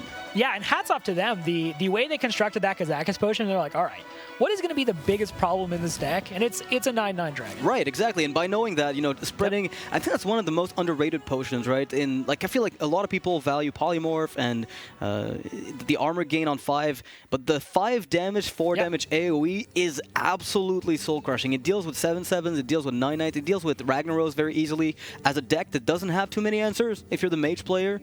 So it's one of the best ones. Yeah, I like your description. It's not just even good, it's literally soul crushing. Like they will. Mercer's going to sleep worse tonight. Yeah. They'll be thinking about that potion as they go to sleep. So, really convincing win for Texas. And, I got to say, when you have Kazakus and you have all these options, I think the measure of how good you are with that deck is, making that read where you're like, okay, what does this Kazakus potion actually need to accomplish? Because, for the most part, it's just beneficial effects. It's, it does some damage, maybe I get some armor. Making the read like this is what we're going to need to win the game, right as Mercer was really starting to mount that comeback. Right, and I think that's one of the big things too. Like early in the expansion, one of the things that people in the theory crafting scene, what they started to do is try to map out all the matchups and all the potions that you needed for those matchups. And then they calculated the odds, of course, of getting the possible outcome and the best possible one, thus also adding some weight to the calculations they made as far as how powerful is a Kazakus deck really. And then suddenly when they saw the math, it just looked like, whoa, this deck is bonkers. And as it turns out, it's just kind of a standard deck nowadays. Yeah, Kazakus is an extremely powerful legendary one I'm pretty fond of, but we are going to hop right into match 4. Texas needs to win one more game on their Reno lock, and Mercer, it's back to the drawing board for them. They got to try to get back in this series. Yeah, the Warrior is going to try to get an explosive opener here to completely shut down the Warlock before things get too out of hand. One of the big minions in this deck, so the 9/9 that usually ends up doing a lot of work against most classes. Against Warlock, a bit of a trouble because you run into the Siphon Soul, possibly Blast Crystal Potion if the Warlock is willing to hamstring themselves a little bit in terms of mana crystals, just to deal with your big minion, oftentimes is correct. Yeah, so I got to ask you, I've had this conversation with a lot of players over the course of the last month. Blast Crystal Potion. When you first saw it, did you ever look at this and think this is going to be a really good card? I called it a broken card in Control Warlock. Okay. So I didn't think it would be played like... I was hoping that we'd see a Zoo deck with like a mid-range removal that would try to sprinkle it in because they don't need much mana, like a Flood Zoo, but it never panned out. So I said Control Warlock would definitely be running this automatically, and it's still taken out of some lists, right? Some lists prefer to take it out because it's kind of... in the mid-game, it's kind of bad, and against aggro, well, do I really have time to do this? But as it turns out, a 4 and a 7/7... Well, it's kind of like, Fellfire Potion is in every some odd, random Reno lock deck. But on the whole, most people kind of look at Fellfire and like, well, I'm already taking a bunch of damage. Yeah. Maybe I don't need to take more. Precisely. But we did get that explosive opening you were talking about, which is the N'Zoth's first mate. Patches is coming out. We have Finley. Ooh, Steady Shot or Life Tap. Or Shapeshift. They have everything. I don't know. I think Shapeshift is actually just X'd out here. Right. It's crossed out. There's 2 options here. There's Steady Shot and Life Tap. I'm more of a mind looking at your hand that you're taking Life Tap here. Yeah. You don't have many actual concrete options like Slam, Execute, great. That's going to help you get through a taunt. When Faceless Shambler comes down and has all those stats in the taunt. But yeah, they take Life Tap, and against maybe like a Rogue, I think I might take Steady Shot there, and even then I'd have to think about it. But I really like Life Tap here. And now everyone is on even footing. We're all just tapping for cards. Yeah, because that's one of the biggest advantages of the Reno lock in general is just, well, I've got infinite cards. What about you? And they try to starve you eventually. Your hand size just decreases and decreases while theirs keeps expanding, and you end up falling behind. Which is why the Life Tap is so important. More so because it's a Dragon Warrior deck, which means it's not looking to end the game on turn 5. It would love to, but it's not the game plan, unlike Control Warrior, Aggro Warrior, that is, which just has to go all in. This is a much slower deck. Yeah, and Texas kind of weighing options here. There really is kind of this question you have to ask yourself, which is how much do you Life Tap against the aggressive decks? And, Texas was weighing that one out for a while, kind of looking at their hand. Do we really need this? Yeah. Oh, this is... Okay, so this is one drawback about playing a lot of small minions, is you're actually going to let Mind Control Tech do work. That said, unless Fierce Monkey is what they pick up, this is not really that bad of a mind control tech if they choose to go in. Oh, 25%, and it's the second best on the board. Sure. So we can't, complain too much. It is a minion that is going to soak up at least a hit from the Fierce Monkey if everything goes well. One of the things, though, that Mercer has to worry about, and they're not going to really consider it for the time being, is, if there's a Twilight Drake, you need to Slam Execute. In this case, they're going to rely on the 1/1s and the hook to deal the initial damage to finish it off. That means they're going to skip the Azure Drake on 5, which slows them down a lot. They know there's the possibility of those cards coming down. And, I mean, it doesn't feel too comfortable, but at least you're drawing extra cards for the later stages of the game with a life tap. Yeah, now, they take their time a little bit with that turn, try to figure out exactly what they want to do, and getting Curator in the hand this time, I think Curator is one of those cards that can really make the difference in this matchup. Drawing 3 cards, putting a 4/6 body with Taunt on the board. The Taunt maybe isn't generally as much of a factor, although, it's understated that Reno Lock definitely does benefit from having the occasional chip damage minion out to target certain things. But, Curator, I think, is actually really big in this. Drawing a Dragon, drawing a Beast. Now, obviously, they already have Finley, so they're not going to get a Murloc unless they're just running the old Magic Missile Bluegill Murloc. But that'd be beautiful. I've seen some Control Warrior lists try Curator with the Seer, with the 6-mana 2/3 Corrupted Seer, but I don't think Dragon Warrior has any space for that kind of tech. Now, I want to point out, we're on turn 5 for the Warlock coming up here. Already down to 13 health. Just played Hellfire, no Reno in hand. You have a Siphon Soul, but that's really not much compared to the damage that this Warrior deck can put out there. So if you're Mercer University and you see what just happened, which is that Hellfire come out, is there any thought in your mind, like, okay, if they're willing to Hellfire, they might actually just have Reno? Yeah, and I mean, no matter what, you're playing this for a long game because there's no way to burst the opponent that easily in the deck unless you pick up the Kor'kron. And the texture of their hand right now doesn't allow them to commit to an all-in strategy, right? It's very difficult, based on the hand they have, to just say, all right, we're ignoring Reno and going phase. We just don't have the tools to do so. All right, so Sunfear Protector. Sunfear Protector, big deal. 4/9, this is one of those things where you're basically saying, look, you have Execute, or this is sticking. Yeah, and the thing is, there can't be exactly Blackwing Corruptor Execute anymore because we're looking at this from the perspective of a nerfed Execute, so you can't get the 6 mana, 5 mana for the Corruptor plus the 1 mana Execute, which makes the clear, on average, for Dragon Warriors a little bit tougher. In that spot, though, they've got exactly the right mana, they've got a way to buff the Frothing, and a way to clean up the board and push face with the Azure Drake if they so choose, which in this spot is absolutely amazing. Yeah, and looking at kind of what this restricts the Warrior from doing on this turn is even if they have the Execute, you're basically saying, okay, you're not going to be able to play Draconid Crusher. Yeah. And, Draconid Crusher, we've kind of belabored the point on, is big. Not just big in terms of the stats, but the way it changes up your game plan and how you have to, what you have to have. That's interesting. So they chose to go for the trade here, preventing some kind of Shadow Flame play with a buff, of sorts. If they went for PO Shadow Flame, for instance, that would clean up the board, and then they can just use their spot removal on your bigger minions afterwards, giving them the initiative. So you don't want to be doing that as the Warrior player. So they opted to leave themselves a little bit vulnerable to Demon Wrath on the 2 minions, but if that comes out, then hey, Frothing gets buffed. I'm a happy guy. Yeah, no, it's pretty heads-up play, and when it comes to Reno, this is one of those things where it's hotly debated just across the competitive format, which is, with Reno, it's either going to be there or it's not. How much do you play around it? And, a lot of pro players have told me you just go for it. Yeah. But, hedging your bets, right? Like, it's not a terrible world to live in either, even if you are the aggressive deck. There are cards that let you, hedge your bets, like Demon Wrath, Hellfire. Okay, those 2 cards resemble one another. Abyssal Enforcer, they have a similar effect. When it comes to cards that are more situational and specific, then it becomes difficult to hedge your bets. I really like this too. By baiting out the Siphon Soul, you're on 7. There's no Twisting Nether. What actually clear? It has to be Blast Crystal Potion. Yeah, we're talking about Blast Crystal Potion at this point. Some form of... No, it's cool. You just corruption it. You're corruption. It's fine. You'll be fine. Don't worry about it. I like your optimism. Oh, it's fine. You have 9 health. There's a minion that has 9 damage, and then there's some other stuff too. But if you just corruption it, you'll be okay. So they need to tap here, or do they need the Kazakus to freeze something? I think if they tap, they're dead. Well, if they tap and they find something, is there anything they could find? Is the question. I actually don't. I think they could tap into Demon Wrath, into Corruption, Voidwalker. Sure, and if there's no weapon. Yeah, no weapon, no Corruptor that's enabled, and you have a chance. That's fair. It's more from their point of view. What do they think they're dead to? We know they're dead. And they pick up a 1 mana potion, which they 3 damage, 4 armor.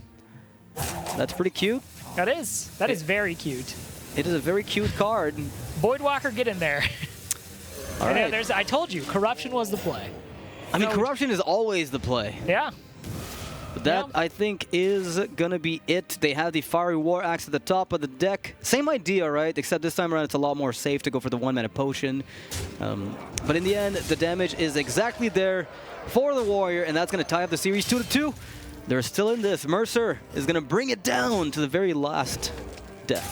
Yeah, I mean, when you give aggro decks life tap, that is just not a thing you ever want to see as the control player.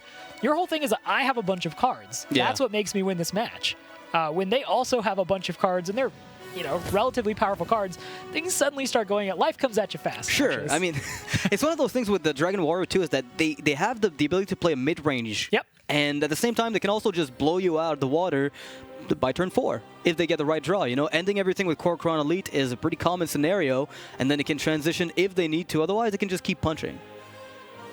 Yeah, and we're going to have this final match is going to be Reno Lock versus Reno Mage, so I am extremely excited about this one.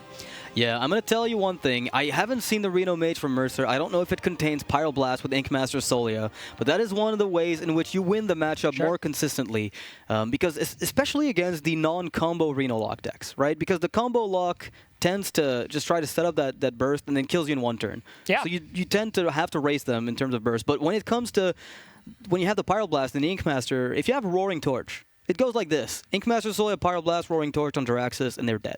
Yeah. And that's one of the simplest ways to beat the matchup. So what I like, it's such a kind of nuanced, complicated matchup, but it was a Game 5. It's our first Game 5 of the night. Hopefully we'll have a few of them, but I want to know who you at home think who is going to be winning this. Hit us up on social media at facebook.com/Team Tespa, or hit us up on Twitter at Team Tespa.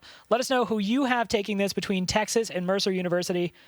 This is one where I think the Reno Mage is technically a little bit favored, but before we hop into this match, we're going to go ahead and take a tweet from the audience. Tweet is, if you had to choose which of the Hearthstone Pirates would you be, which one and why? Okay, so I have actually thought about this a lot. Me too. I go to bed. Yeah, I've done it. You're sitting there, you're kind of lying around. You have to be up in 3 hours, but you're too busy thinking, which pirate would you be? Sky Captain Craig. Oh, no, he stole it. No, you're a pirate riding a parrot. How is there any other choice? That's exactly it. Yep. I would have been Sky Captain Craig. You're also Nobody Expects You, because I think it's been played twice in the history of Hearthstone. I've been told, though, and maybe Ben Brode lied to us, but I feel like he told us that initially Patches was supposed to be Sky Captain Craig, the art. I can neither confirm nor deny this, but I know the answer. So that's a really awesome thing. Yep. It's just like, we might not be hating Patches right now. We might hate Sky Captain Crag might be the card that people are like putting in their decks at the aggro tool, which just sounds so sketchy to me. It's pretty cool. No comment. I like it. I love it. Yep. I want to say thank you, though, for that question. If you have any other questions, we'll be here for the next 2 or 3 hours answering them. So hit us up. But we are going to go ahead and hop into game number 5 here. And before we got into talking about that tweet, I want to point out we were discussing kind of who wins that matchup. Reno Lock versus Reno Mage. In my experience, that's Reno Mage. I would agree with you, but I've seen some lists of Reno Lock that, like, if they don't run the combo, of course, there's always the possibility of a tempo outcome, right? For the Reno Lock, they just go, all right, turn 2, 3, 4, 5. Hey, you're buried under a mountain of big stuff. The Mountain Giant. Right. Yeah. Twilight Drake, Mountain Giant, if those two stick, the Mage oftentimes struggles to deal with them. On the flip side, if the game goes too long and the Mage is allowed to accumulate burn with Archmage Antonidas, for instance, which is also held by Berkeley Bully in many lists, that's a different story. We still don't know if they're running the Pyroblast version, as that one seems to have fallen out of favor, because it's very much about targeting specifically Reno Lock. But we'll see. Yeah, so I want to point out Texas, had that Mistress of Mixtures in hand, could have just played it. But this isn't one of those matches. This is not one of those matches where you're thinking, okay, I have to curve out and I have to just try to protect myself as much as possible. We're going to see it sit in the hand for a while until a point where it's thinking, I need health, I need to be contesting something on the board. And, as much as I, live the meme of being the aggro player, I also really do enjoy matchups like this. Like, you see some really cool stuff out of the Kazakus potions. You brought up Inkmaster Solia. Cabal Courier does crazy stuff. Yeah. Yeah, Cabal Courier is a card that I think most Reno decks at first didn't really value that much until they realized sometimes in a Reno mirror match, value's pretty good. So getting a card to get you another card that you might already have in your deck, but you're allowed to play 2 of them by proxy is really solid. Yeah, and I've seen some pretty crazy stuff up to and including, at one point I Cabal Couriered a Prophet Velen and then coined out a Fireball for 12 damage, and I was like, oh, this is just literally better than Pyroblast. Yeah. Yeah, this is what I want. It's like you played Archmage and got an extra Fireball. You played it immediately. Yeah. No, Cabal Courier is definitely one of those cards that I think a lot of people slept on, right, when they first saw, the Mean Streets of Gadgetzan. But it's definitely doing work. Mercer choosing to play the Acolyte of Pain here when they don't have the ability to ping it. I think the decision here is if they've been holding on to all their cards, it means they've played no tempo cards, which is unlikely not to be found. You're likely to find at least one of them. So the big question was, are they trying to get the maximum, the biggest possible Twilight Drake, or are they trying to get a Mountain Giant? In both cases, if they play Twilight Drake, I can ping the Acolyte, get an extra card. If they play the Giant, I can just Fireball it and use the Acolyte's body to finish it off. So it's like a way to defend against two potential lines from the Warlock. Yeah, we do see that Mountain Giant come out, though, right on turn 4, and this is one of the things we were talking about where the Reno Warlock can get a little bit of a leg up. It does have some pretty scary minions in the early going, Twilight Drake. Obviously, Mountain Giant is really big, so Mercer can deal with it over 2 turns. Yeah. Yeah, or they can choose to go the route where, they potentially would have set up Frost Nova Doomsayer, but that just feels like a lot of resources. So instead, they ping the Acolyte, draw Dirty Rat. Okay, Dirty Rat seems like an okay option to soak up the damage from the 8/8. I wouldn't necessarily mind it. What else are you afraid? Yeah, what are you afraid of coming out now from that Dirty Rat? Emperor Thaurissan would scare the hell out of me, I guess. I mean, that's one of those cards that just seems very scary. The Doomsayer on the flip side is a 0/7 with Taunt. In this case, because you're assuming there's always going to be a trade from the 8/8 into it. So you're mitigating 8 damage here with the Doomsayer, and it's unlikely you're going to be able to pull off a Nova Doomsayer against Warlocks that will go off, since they will often just answer your 0/7 with something of their own. Whether they play Dirty Rat themselves to bring out your minion that then dies, or they use some removal to stabilize their board like Siphon Soul or Blast Crystal Potion. Yeah, no, that's very true. It's Doomsayer against Reno Lock is just actually difficult to get much value out of, so I agree with you. I really like this. They're effectively gaining 8 health and dodging a Mountain Giant attack. I just don't necessarily know what they're kind of digging for here. Well, they might just be going for time, right? They do have the Frost Nova. They've got to wait to stall until they can Blizzard, so maybe they're looking to get maximum card draw out of the Acolyte and then set up an AoE clear over a few turns, finish off the minion with Fireball. There are a lot of lines of play they can take here. Sure. All right, so looking over their options, they could, to your point, just kind of go that Frost Nova route. Bring out the Dirty Rat, bring out the Frost Nova, see what you get. You have Blizzard, coming online next turn. I don't know. I don't know if I like this, though. Yeah, I think if you're going to go for the trade here, you just Fireball, you're probably you're probably Fireballing this. Yeah. Unless we're looking at Dirty Rat, Frost Nova. The issue with Dirty Rat is if it brings out something you need to Fireball, then it means the Giant gets to trade into it right away, and so you have to commit Forgotten Torch and Blizzard over the next 2 turns. So I like just Fireballing right now and getting rid of that big threat, which is only going to come back later if Kazakus is played and brings the minion back. Yeah, but you are giving up the coin, and we've discussed over the course of this series just how valuable that resource is to the mage. Yeah, and the Emperor Thaurissan here is going to give a bunch of coins to Texas. All these cards are discounted, and Fireball was just used up. Never feels much safer than this. Yeah, the economy of University of Texas Austin looking great right now. Just coins for everybody. And yeah, you just saw Fireball. Yeah. So you're probably feeling pretty good about the odds of this surviving. If Mercer does deal with it, it's going to take some awkward combination of cards they don't want to use. And, we talked about this matchup to some extent is a value matchup. Yeah, I mean, the board clears don't have too much value until you're talking about Kazakus Potions and you need the AoE to deal with the resurrected minions. But if you look at the pool of resurrected minions for Texas, so far we've got Mountain Giant, we've got probably Emperor Thaurissan by the end of this turn, and then an Imgang boss. If Kazakus comes out and gets them a really good potion for the late game, the pool of resurrectable minions right now is insanely good. Yeah. Yeah, this would be a great resurrect thus far, and we're gonna see Imp Gang Boss get a little bit of value out of this. But look, you got to get rid of that Thaurissan. Yeah, you can't let that tick twice. 8 coins. No, you can't. Maybe if you're the person holding the Twisting Nether, you're like, all right, yeah, get the value, load up the board, we'll see what happens. But your removal options are not nearly as grandiose as the Warlocks. Well, there's one polymorph in the deck left, so if something else that's big comes out, maybe something can be done there. The Azure Drake is going to be a stopgap here, trying to get something more valuable. The Kazakus is already, it's got the brand already if it needs to combo to get 2 potions, which is one of the key matchup, I guess, swing turns, is when the first guy to get branded with Kazakus just gets a bit of an edge because it's suddenly on them to put the pressure. And Manic Soulcaster might be waited for, though, in the matchup. It's also a very common trend. Yeah, I think the most Kazakus potions I've ever had is 4. Yeah. I got a Cabal Courier that gave me a Kazakus, and then I had the double Kazakus off-brand, then the Manic Soulcaster Kazakus, which unfortunately could have been 5 if they had gone with the Manic Soulcaster. I gotta tell you, man, when you start thinking with that many potions, though, it's a great game. Win or lose, you're just having a good time. Now we're thinking with potions. Now we're thinking with potions. I was gonna say, can we say that? Is that copyrighted? Is that okay? I don't know. I don't know. Please no Suarino. No. No. Noxious has a family. Yeah, I didn't buy name. Yeah. So, pretty quiet turn there from University of Texas Austin. They play down the ooze. No weapons are probably coming out unless Cabal Courier gives them a Jiraxis. I mean, I've seen a lot of mages run the value mage with Medivh. Sure. That's one of the actually few a good point. you can squeeze out some more value, especially in matchups where Flame Strike has no value. Well, let it make a 7-drop. Sure. At least it does something where you wouldn't expect it to. So there are some lists that run Medivh, but they're not the most common. So I wouldn't necessarily even think the ooze has much value there.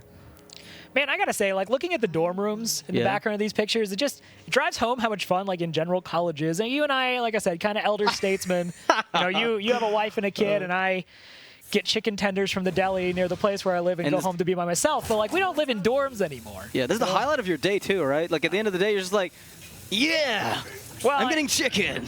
It's a lot better than going home and going, yeah, small child. I agree.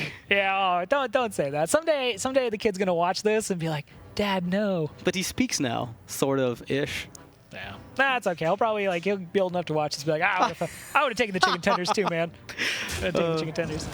All right. So meanwhile, this is one of those matches where they're both just trying to find ways they can use tools that aren't super impactful, but try to deal with the board. And we see the trades coming in from University of Texas Austin. We saw Funnel Cake coming down from Mercer. It's really unimpactful, and it's kind of who blinks first. Yeah. I think one of the nuances in the matchup that I like the most is the Dirty Rat counterplay, right? We've seen Texas right now hold the Earthen Ring Farseer, Mistress of Mixtures, and Sunfury Protector in their hand. At any point, they could have played those for tempo. Whether or not we can argue, board clears, that's a problem. But the truth of it is, if the opponent plays Dirty Rat, well, that's Dirty Rat protection. It might not bring out Reno. It might not bring out Jiraxis.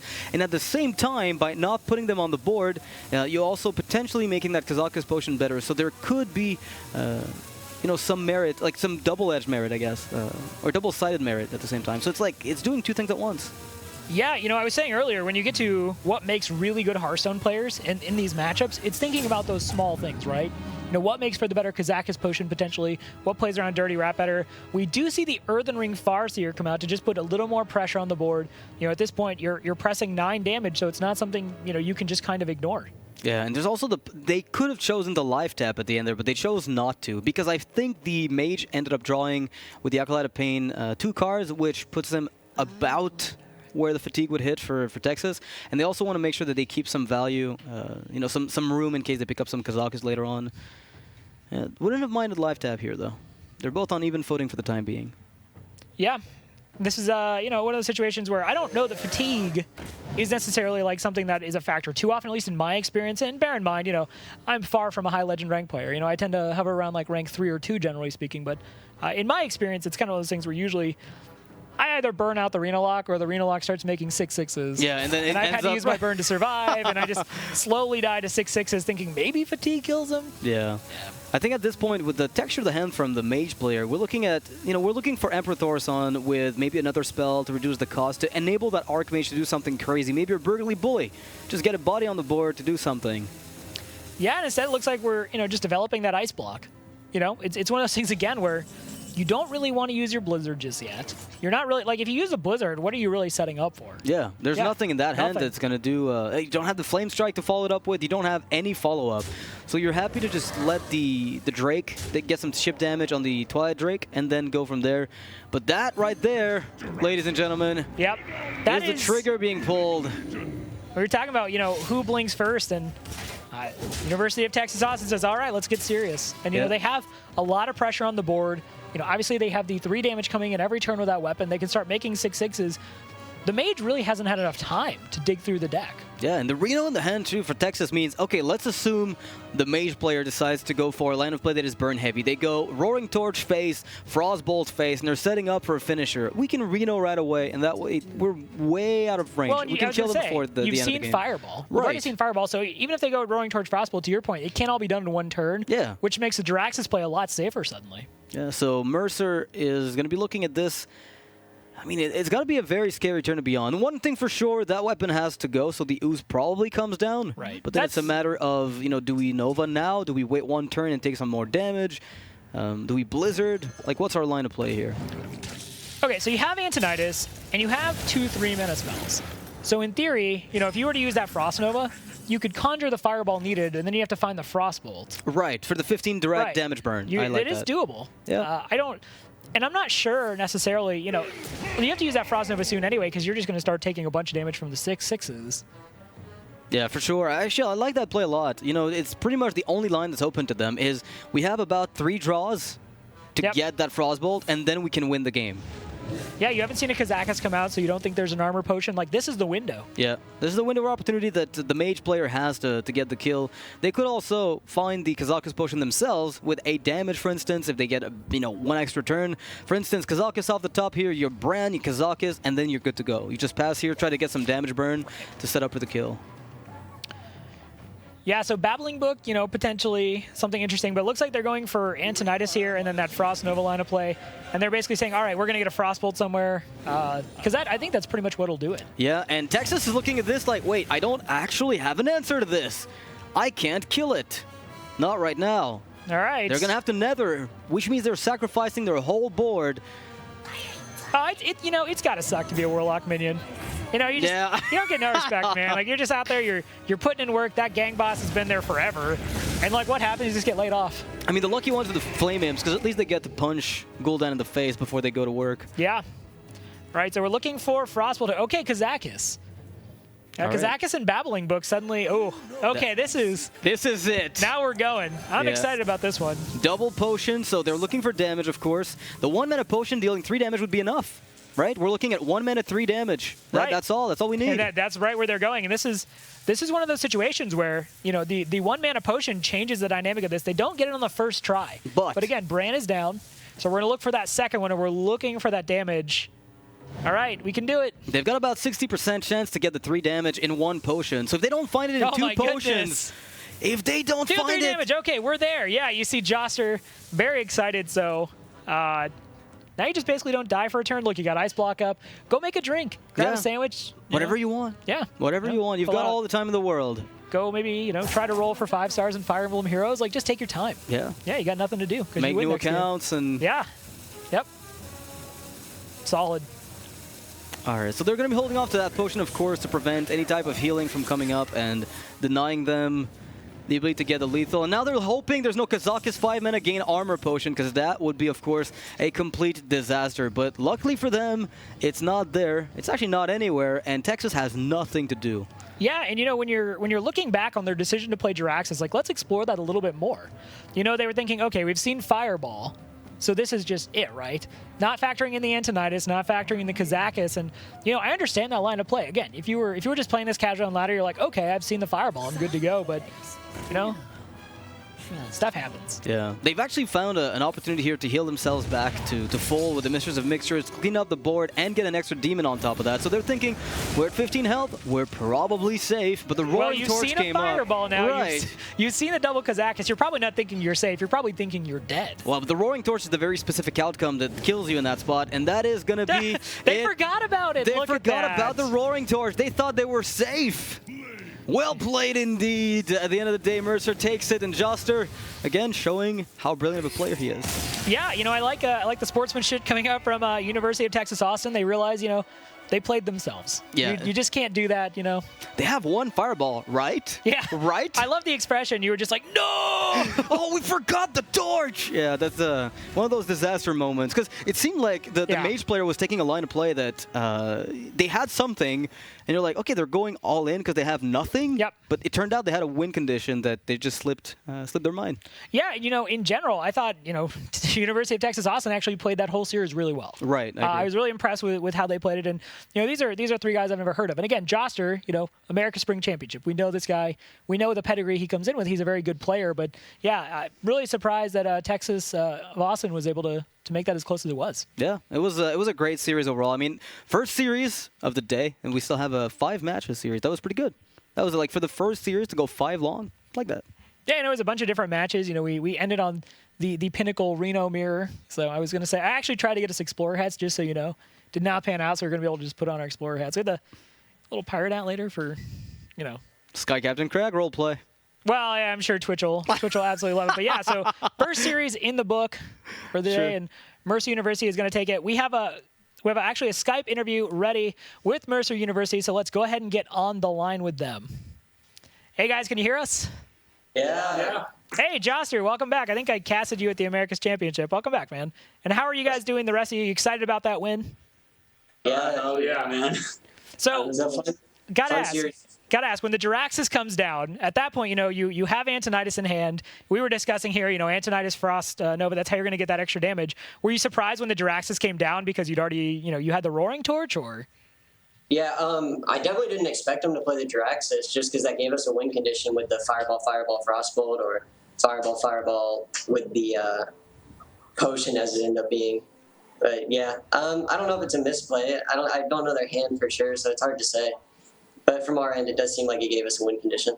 Yeah, they'd seen the Fireball at that point, so they were probably thinking they were out of range. And when you guys actually played the Forgotten Torch, we saw them all look surprised, like they'd completely forgotten about that Forgotten Torch. So it was a very entertaining series, though. Did you expect it coming into this?